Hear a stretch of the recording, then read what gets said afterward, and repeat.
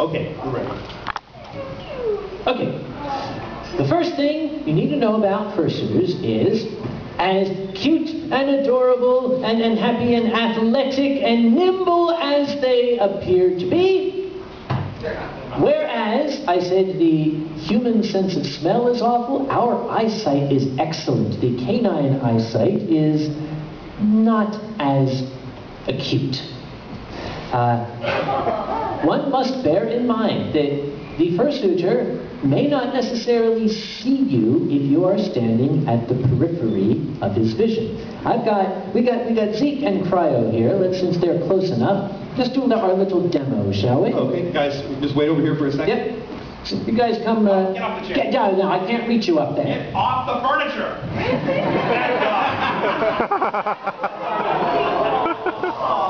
Okay, I have to do this to hit the home as well. All right. Zeke, you're over here on my left. My left. Cryo.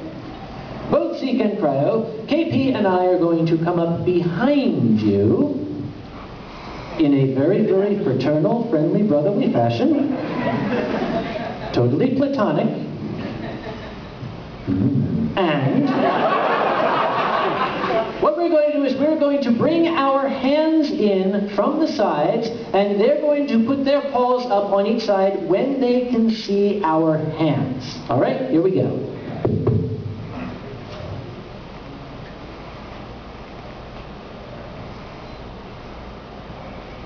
That is the field of vision. So, if you see a fursuiter and you look, oh, look at the cute puppy, I am going to jump up and pow out. He's not going to see. He knew what was coming. He preempted it. You're doing this too often.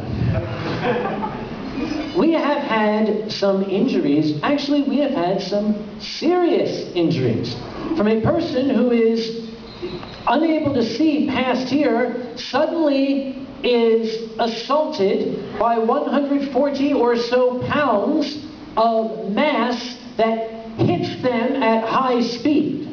Yes. Ow!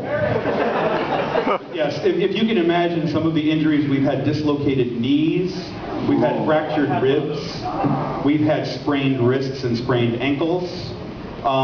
It ruins the fursuiter's weekend because now they can't do something they love, and it's going to make you feel miserable because you've ruined someone's trip, which may have cost them several $1,000s in hotel rooms and travel expenses. And speaking of several $1,000s... Yes. I was actually going to have all of these guys stand up here at the front for a moment. So all of the suitors, Cryo and Zeke as well, stand in front of the table here. So we're going to talk about value of these costumes. Zeke, in the front. In the front. In the front. Zeke, get up front. Of course, if you're willing to divulge the value of your costumes, that's sometimes fine. a little... What we're going to do is I'm going to ask all of the fursuiters to put their paws up. We're going to start, put your paws up, your hand paws, put your hand paws up. We're going to start talking numbers. When you hear a number greater than the value of your costume, put your paws down. So we're going to start talking about dollar amounts of some of these costumes. You're going to see what the net worth of what these costumes right here alone in front of the stage are. Start at $500, $750, $1,000. Notice none of those paws are going down. $1,500. Okay, we lost what? We lost two. We lost two. $1,500. $2,000. $2,500. $3,000. Now cryos are still up. Cryo, $4,000. $5,000.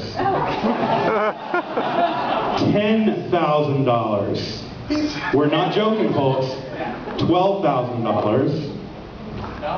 $14,000. And the arm goes down.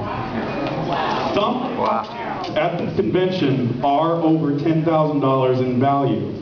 If you damage them, if you spill something on them, if you pull a piece off of them, they may hold you responsible for the repair or replacement. So be very, you want to be a little careful with...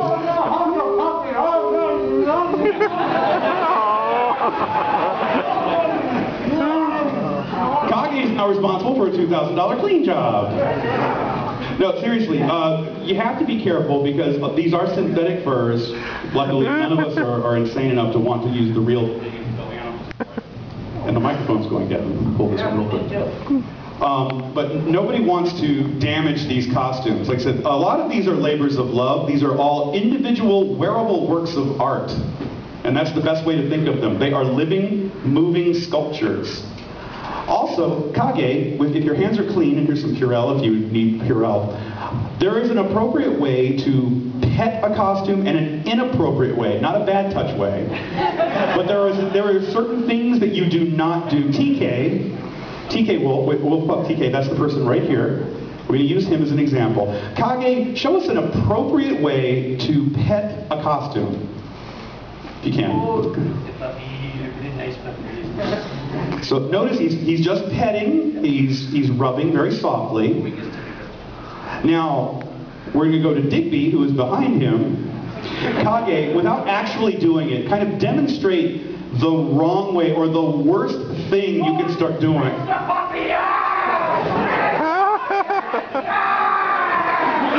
Alright, there are a couple of reasons why you don't want to do that. A lot of people like to give people hugs and then they start scritching the back of the costume. Or they'll scritch the tummy or scritch the head. This is a very bad idea because this fur will mat. It will form little knots, and when it's combed out, the fur will get pulled out. And this is not real fur, folks. This fur does not come back once it's gone. So you are permanently removing fur or damaging fur. Zeke found a new home. And Tony gets to feed him. But yeah, you don't want to do anything that's going to mat the fur, that's going to stroke it the wrong way or cause knots, because when they have to pull it out, it's never coming out. Cryo, if you can see, Cryo doesn't have a whole lot of fur. However, his armor is not actually metal. We'd want to believe it's metal because he's big muscular wolf, but it's not. It is actually depleted uranium. Which is in the form of some stretchy spandex material overlaying some fur and foam in places. If you rub this in a wrong way, you could actually tear it, or you can flake the metallic coating off, which again will cause a multi-$1,000 repair job, which he has had to undergo once. Don't do it. It's bad.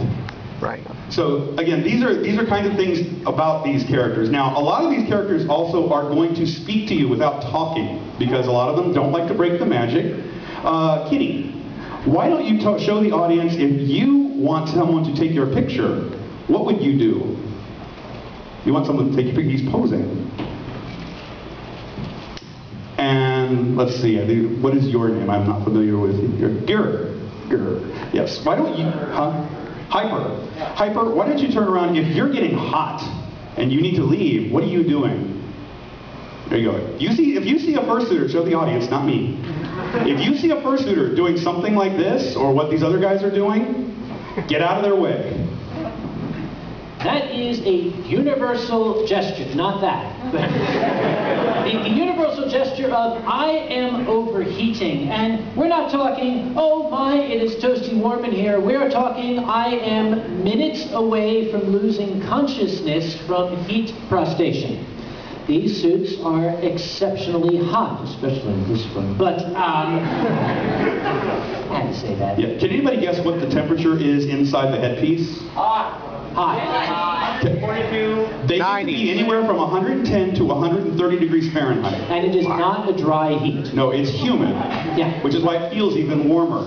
Also, how many of these fursuiters, raise your paws if it happens, how many of you start sweating and maybe a little sweat gets in your eyes? They may also be dealing with restricted or almost non-existent vision when they start making these motions. If you see them doing that, like I said, for heaven's sake, let them by. That's one reason why we have a dedicated elevator etiquette for these costumers. We should explain what that is, because these people may not know. How many of you have seen the really long lines with the elevators going up in the Westin? It's beyond our control. The Westin was built with only the elevator bank they have. They're doing the best they can, and we're trying to help facilitate that.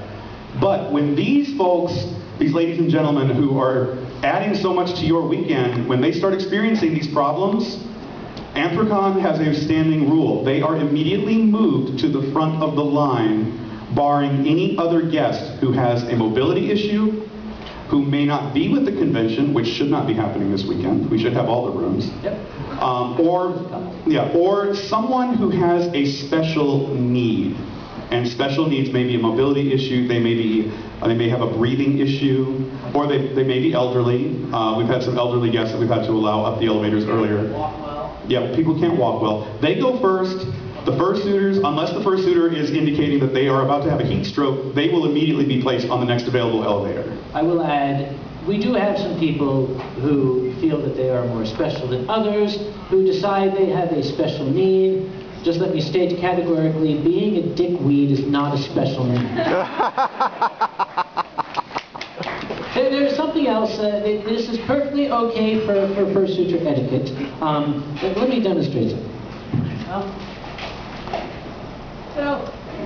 You're the geek one. They're all. It looks totally like Digby. Come here. All right. All right. Digby, have a seat. Stay up. Now sit perfectly motionless. I often will go to the lobby and I'll see something like this. He might even have the head kind of tilted to the side, cutely like that. It is perfectly acceptable to go up to the fursuiter and say, "Are you okay?" Ah, yes, he is okay. He is definitely okay. See how quick? Yeah, they do sweat. There are suitors who actually take a break and sometimes fall asleep. Yes, and that's all right. Please, we have had problems in the past. If the fursuiter has nodded off, don't do this. Hey, how are you? There might be a girl in there. Don't do that. Now, there have been occasions where I have gone up and said, "Are you okay? Hello? Are you all right? All right? Security." We have had people pass out, but you wouldn't know. Look how happy we look. The person sitting there has been decomposing for 4 days. Looks happy. There's flies buzzing out of the mouth. But he was at Anthrocon. He's got a smile on his face. Yeah. And it stank like hell, but we couldn't tell. So everybody, it is okay to check on a fursuiter if you think that they're not moving a lot, if they need some help. A lot of them will be very appreciative if you actually check on them and they are in trouble. They do like having people help them. So I want to thank all you guys for standing up here. Give a big round of applause to some of our fursuiters.